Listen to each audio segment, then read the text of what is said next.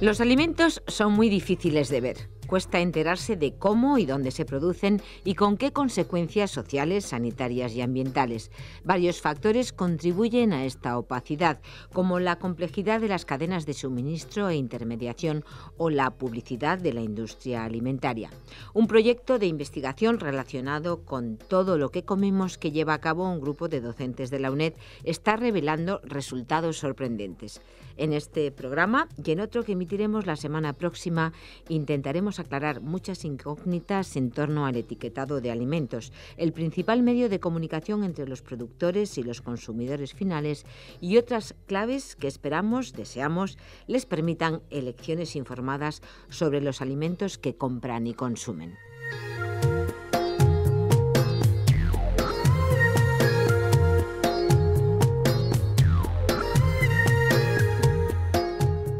Hoy tenemos con nosotros a los profesores Cristóbal Gómez Benito y Carmen Lozano, responsables de la asignatura de Sociología Rural, para hablar de este proyecto de investigación, La comida invisible, que están llevando a cabo, como decíamos, conjuntamente 4 profesores del Departamento de Sociología 2 de la UNED.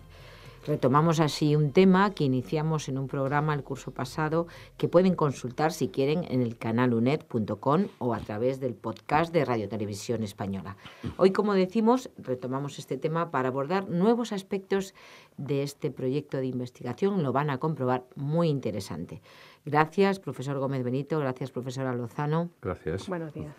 Bien, la alimentación en todas sus manifestaciones es un tema de mucha actualidad y que nos preocupa a todos como consumidores. La alimentación se ha convertido desde hace ya mucho tiempo, desde siempre podríamos decir, pero el problema de la alimentación siempre ha estado presente en las etapas previas a una sociedad desarrollada como un problema de escasez. La seguridad alimentaria se entendía como un problema de acceso a la alimentación.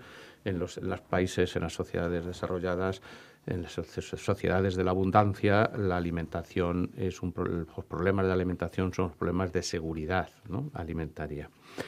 Por lo tanto, es un problema que inquieta enormemente a los ciudadanos y a las administraciones públicas, sobre todo a golpe de las llamadas crisis alimentarias, ¿no?, que es uno de las paradojas de nuestro mundo, es decir, donde existe tanta regulación y tantos controles. Las crisis alimentarias ponen en evidencia los fallos, las debilidades, los puntos oscuros del sistema. Estos escándalos han situado, por lo tanto, en la arena política lo que nosotros llamamos la creciente opacidad del sistema alimentario, derivada de la estandarización y de la artificialización de los alimentos y la brecha, la separación mayor, creciente, entre productores primarios, que son los agricultores, y los consumidores. En el curso pasado, como bien has dicho, vimos que el sistema alimentario es en gran medida socialmente invisible y hay diversos factores que facilitan o favorecen esa opacidad. Por un lado, señalábamos que la incorporación de numerosos procesos y agentes a lo que se llama la cadena agroalimentaria, que va desde los productores primarios hasta los consumidores, pasando por la industria agroalimentaria y por el sector de la distribución, que a su vez se divide en diferentes agentes. Esa complejización del proceso por el que pasan los alimentos ha fomentado esa separación entre el productor y el consumidor, de tal modo que la gente no conoce ni el origen ni los procesos por los que pasan los alimentos, ¿no? No se sabe de dónde vienen, no se sabe quién interviene, no se sabe qué cosas contienen, etcétera, ¿no? A pesar, y esa es otra de las paradojas, de la enorme cantidad de información disponible hoy en todo lo relacionado con los alimentos. Se ha producido, como también veíamos el año pasado y conviene resaltar, una separación, una ruptura entre la actividad agraria y la naturaleza, el territorio y la sociedad.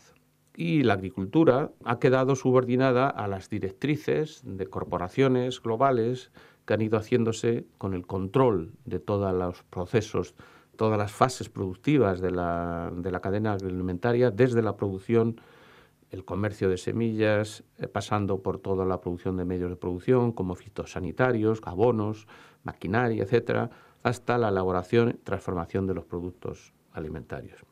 Esta dinámica de concentración y de internacionalización, el sector alimentario es uno de los sectores más globalizados desde el comienzo, desde que primero se han experimentado los procesos de globalización, y esa globalización e internacionalización de las empresas agroalimentarias se ha producido también, y de manera aún más acusada, en el sector de la distribución, de tal modo que muy pocas empresas, grandes empresas, en España tenemos que más de 4 o 5 empresas controlan casi el 40% de la distribución alimentaria.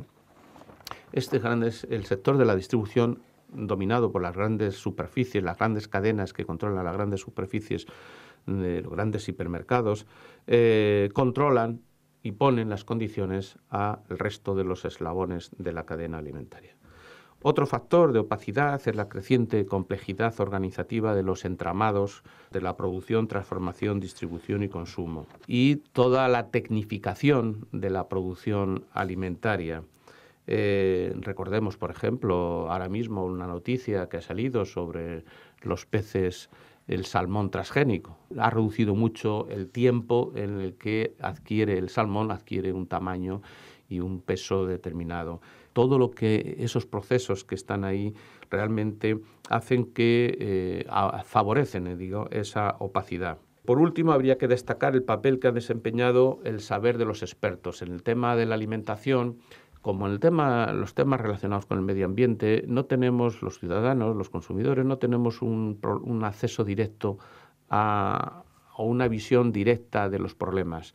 Tenemos que fiarnos de los expertos, ¿no? Y a través de los medios de comunicación y, por ejemplo, en el caso de la alimentación, pues esa pléyada inmensa de expertos en nutrición, tanto tecnólogos como nutricionistas, como biólogos, etcétera, que nos dicen cosas sobre la alimentación y que producen una cierta perplejidad porque muchos de sus mensajes son contradictorios. Se ha roto aquello de la alimentación de un contexto tradicional, pues era algo que se transmitía en los hogares, de abuelas a madres a hijas, que una de las cosas llamativas es que los mensajes publicitarios recrean ese mundo tradicional. Recordemos algunos anuncios sobre fabadas. Hablan de la tradición, de lo familiar y demás, cuando realmente el producto que están ofreciendo no tiene nada que ver ni con la tradición, ni con artesanía, ni con lo natural, ¿no? Y hoy, para centrarnos un poco en el tema de hoy, nos tenemos que preguntar qué relación tienen un aspecto de todo ese mundo que es el tema del etiquetado, ¿no? ¿Qué relación tienen las etiquetas de los alimentos con este proceso y en lo que llamamos invisibilización o opacidad del sistema alimentario? En este marco de creciente opacidad, como hemos dicho, es donde cobran importancia las etiquetas. Hay que tener en cuenta que la etiqueta es el elemento que pone en contacto al consumidor con el productor. Es la única referencia que el consumidor tiene de forma inmediata de lo que se dice que hay o tiene, o de dónde procede, etcétera, ¿no? En este contexto, las etiquetas de los alimentos están experimentando una atención muy importante. Ahora mismo se está cambiando, como nos dirá la profesora Carmen Lozano, pues incluso la regulación europea sobre el etiquetado. Y es un tema importante para conocer precisamente la clarificación o opacidad del sistema y ver realmente los problemas que tienen los ciudadanos, los consumidores de alimentos, a la hora de interpretar y valorar la capacidad informativa y la claridad de las etiquetas.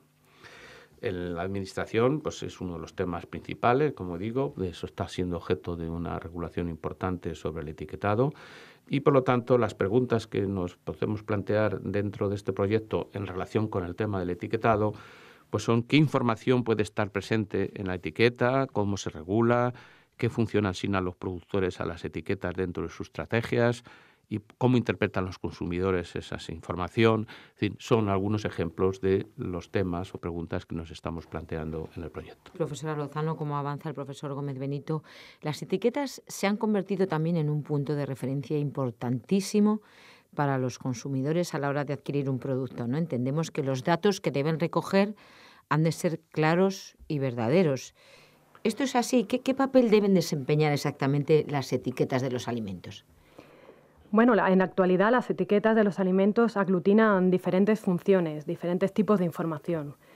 Una de las prioritarias, sobre todo para las instituciones, es lo que se conoce como la información obligatoria, ¿no? Hay una creciente regulación por parte de instituciones, sobre todo de la Unión Europea. Como acaba de comentar el profesor Gómez Benito, a partir del mes pasado, de enero, comenzaba la etiqueta, la información nutricional tiene que empezar a ser obligatoria, a aplicarse de forma obligatoria. Hasta ahora era optativa o facultativa, había productos en los que aparecía y otros no. A partir de ahora tiene que aparecer obligatoriamente. Pero bueno, en general, como digo, hay una información obligatoria que tiene que aparecer siempre y que está muy regulada. Alguna es más conocida por los consumidores y la buscan de forma más activa, como es la fecha de caducidad, la cantidad neta, el tamaño, por ejemplo, de los huevos, si queremos un tamaño medio, grande, etcétera. Y otro tipo de información que, bueno, en general, como veremos, no nos interesa tanto. También se está regulando cada vez más aquellas atribuciones. Se otorga al alimento de propiedades que no posee. Se regula que no diga que el alimento posee unas propiedades que no tiene, sobre todo aquellas de carácter preventiva o terapéutica para combatir una enfermedad. Todos conocemos esos eslóganes de ayuda a combatir o reduce el colesterol, etcétera, etcétera, ¿no? Eso está crecientemente regulado, porque como veremos había mucha información publicitaria que se tendía a utilizar como si fuera información obligatoria y cada vez pues está más regulado. Otro tipo de información que se condensa en las etiquetas pues es la información relativa a las cualidades diferenciales de los alimentos.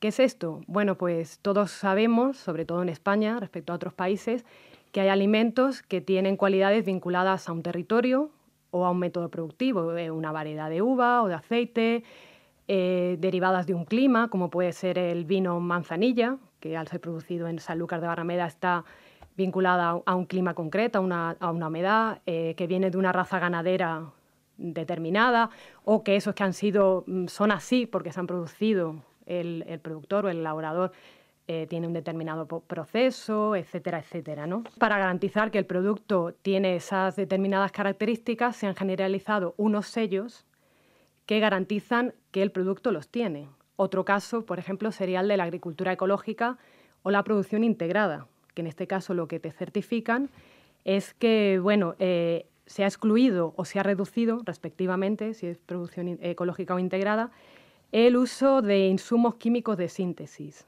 esos plaguicidas, esos pesticidas, cuyos efectos sobre la salud, el medio ambiente, etcétera, etcétera, pues son bastante dañinos.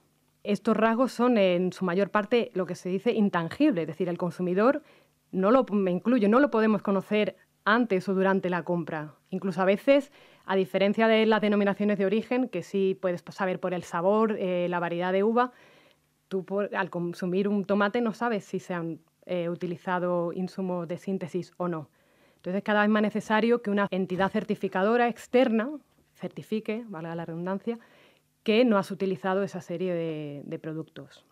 Y es en la etiqueta donde se ubican esos logos o esas certificaciones específicas para cada uno de estos productos. Están regulados a nivel de la Unión Europea, cada una tiene su sello, en el que bueno, pues se ubica ahí para certificar que verdaderamente ese producto tiene esas cualidades.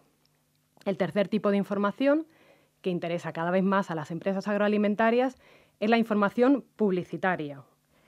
Es decir, pues se insertan en la etiqueta múltiples estímulos, como puede ser pues, colores, formas, imágenes, mensajes.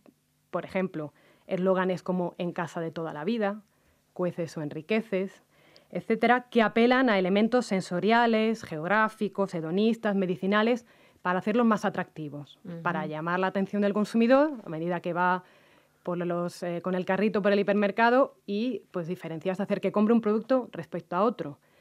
Lo característico es que, a diferencia de esos signos distintivos de calidad, de esas denominaciones de origen, esas cualidades no están reguladas. Pueden decir, se está regulando cada vez más, pero pueden decir un poco lo que quieran, no hay un sello que te lo certifique. Puede decir que es tradicional o comida de la abuela, pero no hay un sello.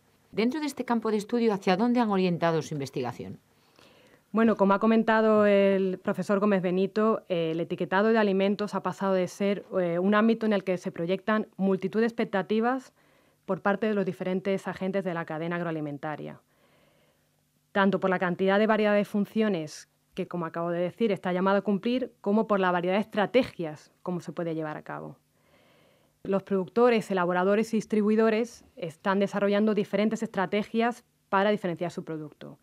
Y nuestras preguntas es, ¿qué estrategias implementan para diferenciar sus productos a través de las etiquetas? ¿Cómo combinan esos 3 tipos de información? 4 si incluimos el nutricional, aunque ahora ya es obligatorio tenerlo en las etiquetas. ¿De qué manera las estrategias de los productores dependen de la imagen que tienen del consumidor?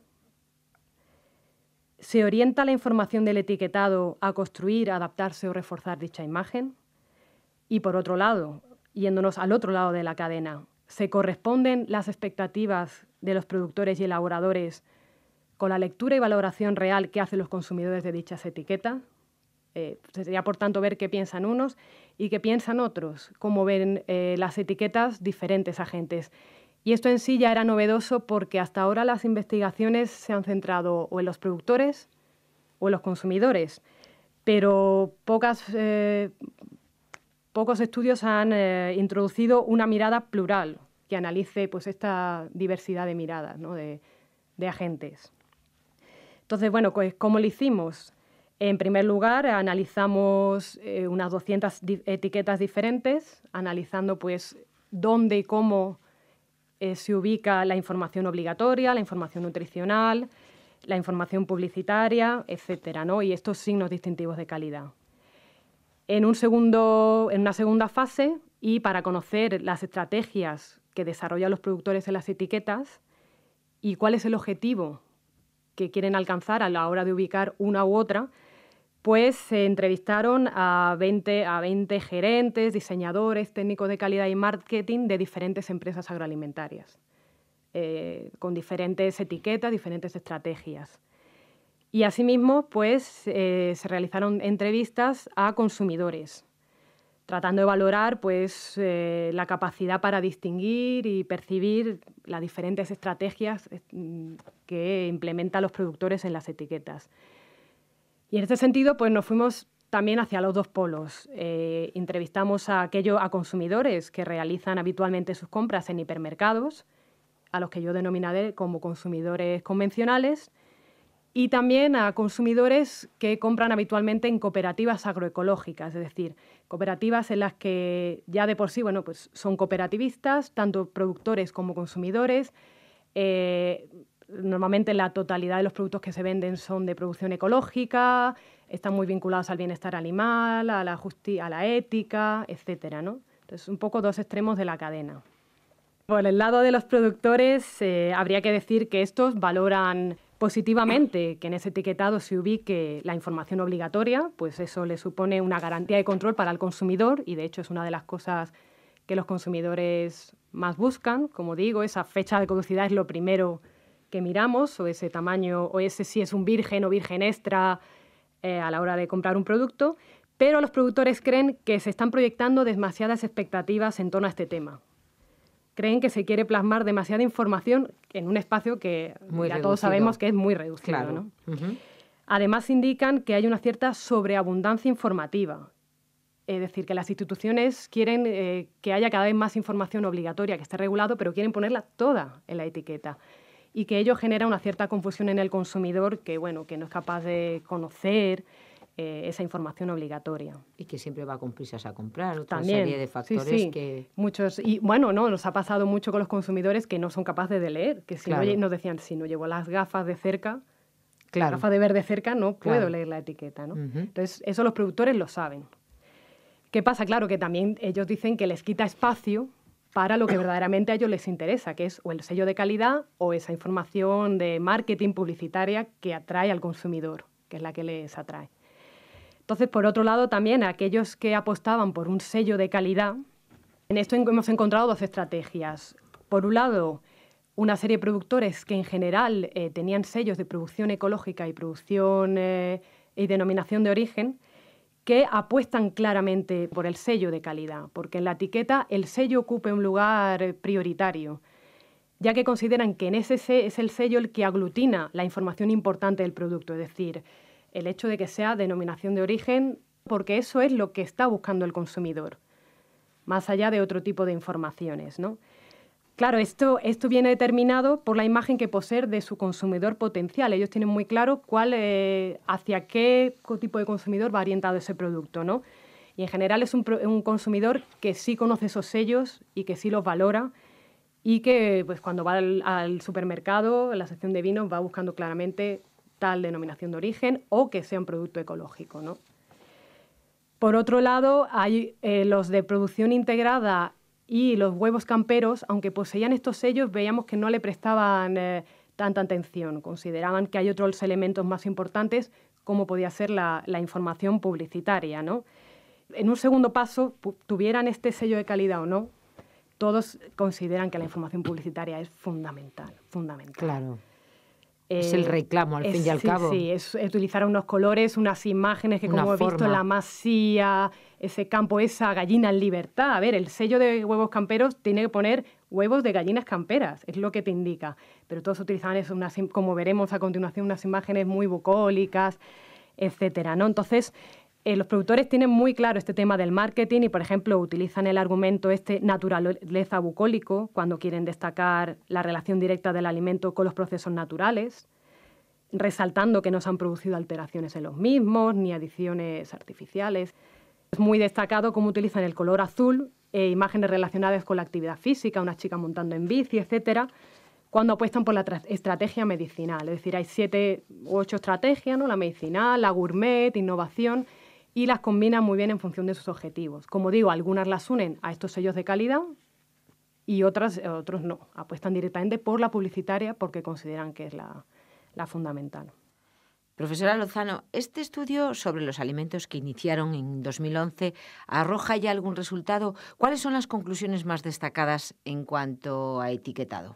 Bueno, lo que es del análisis de las percepciones y de las estrategias desarrolladas por los productores, pues sí hemos obtenido que los productores cuya estrategia se orientan a visibilizar esos sellos de calidad optan en mayor parte por combinar estos signos con el argumento publicitario de la tradición o con el de la naturaleza que acabo de mencionar, o con ambos, pues consideran que ambas estrategias se complementan. Es decir, normalmente una denominación de origen para nosotros apela pues, a ese sentimiento de la tradición, la historia, lo de antes, lo casero, y se une muy bien pues, a esas imágenes, como decía, de un campo de trigo, de una arquitectura vernácula, ¿no?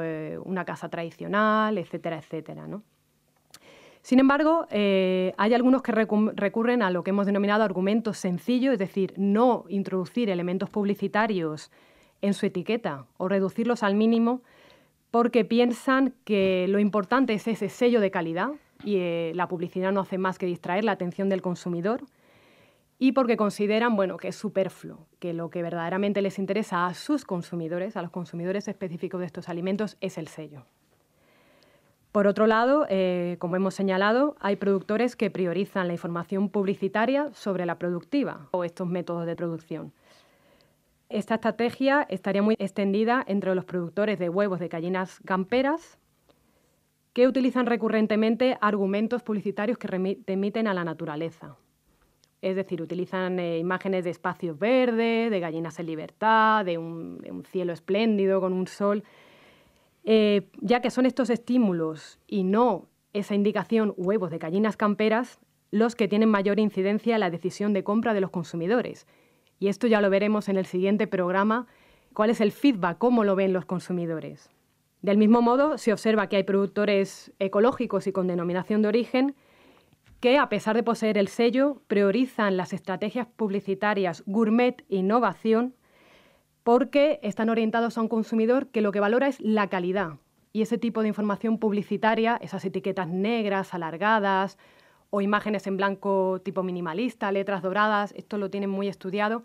Es lo que verdaderamente llama la atención del consumidor, que busca esa calidad independientemente de que tenga el sello. Y cuando hablábamos con esos productores, era esa información la que les interesaba resaltar. También este tipo de productores considera que en el fondo los consumidores no conocen muy bien los sellos. Hay consumidores muy específicos que sí, pero la media de los consumidores no conoce esos sellos. Entonces hay que recurrir a otro tipo de estímulos que indiquen que es un producto de calidad. Profesor Gómez Benito, ¿cuál es el resumen de todos estos datos que nos ha ofrecido también la profesora Carmen Lozano? A través de las etiquetas es un campo de observación muy interesante para ver lo que nosotros llamamos las dificultades objetivas para la emergencia o la configuración de lo que llamamos una ciudadanía alimentaria. Es decir, frente a las ideas de cómo ven el marketing, la publicidad al consumidor como un sujeto más o menos pasivo, el ciudadano, para que haya una ciudadanía alimentaria, tiene que haber un ciudadano informado, un ciudadano con capacidad para elegir, un ciudadano con capacidad para exigir clarificaciones, transparencias, regulaciones.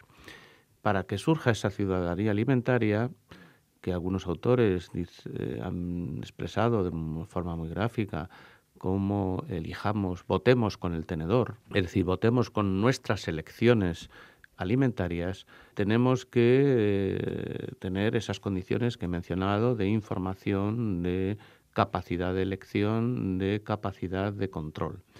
Por lo tanto, nos interesa, como sociólogos, ver las dificultades objetivas que intervienen para que no emerja esa ciudadanía alimentaria. De tal modo que un tema que parece técnico, precisamente la mirada sociológica nos lleva a cuestiones políticas, ¿no? Lo que nos interesa desde la perspectiva que nosotros llamamos una economía política de la alimentación. Para poder ver esas dificultades, pues tenemos varias aproximaciones metodológicas y una ha sido analizar el amplísimo y complejísimo tema del etiquetado.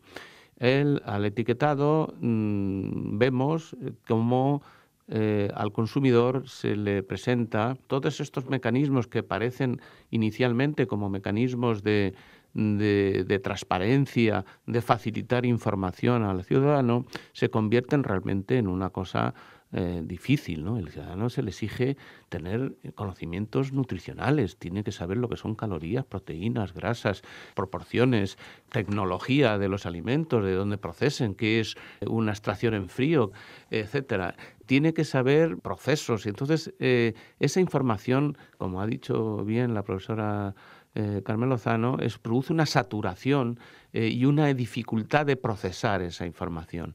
Por lo tanto, el etiquetado tiene luces y sombras y lo que hay que ver desde un punto de vista de ese objetivo de construcción de una ciudadanía alimentaria es ver que las etiquetas respondan, sean veraces y den la información necesaria para poder elegir.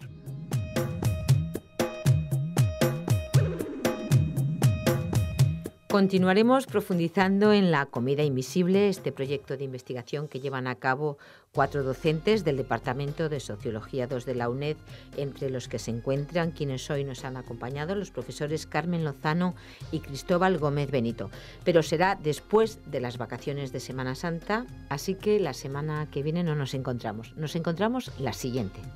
Solo nos queda darles las gracias por esta charla y a ustedes felices vacaciones y les esperamos, como decíamos, con más datos sobre la comida invisible el próximo 3 de abril. Muchas gracias. Muchas gracias.